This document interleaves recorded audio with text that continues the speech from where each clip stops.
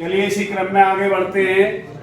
धारा 329 2329 आपराधिक अत्याचार यानी कि क्रिमिनल ट्रेसपास और गृह अत्याचार हाउस ट्रेसपास।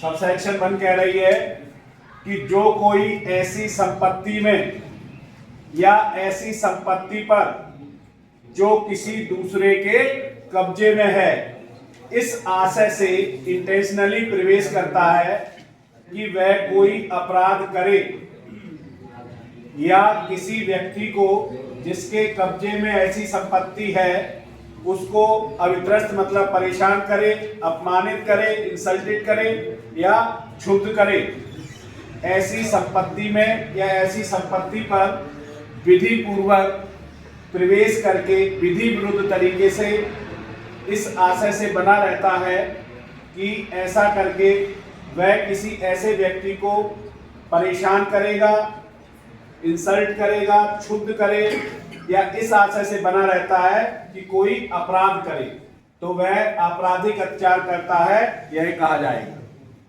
अब आती है इसी की 329 की सबसेक्शन 2 गृह अत्याचार।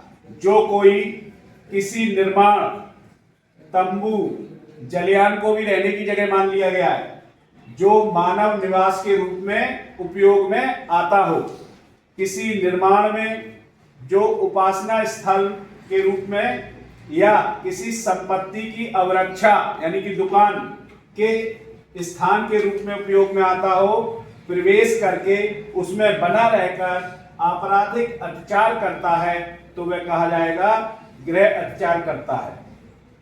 ऐसे व्यक्ति के शरीर के किसी भाग का प्रवेश गृह अत्याचार गठित करने के लिए पर्याप्त प्रवेश है।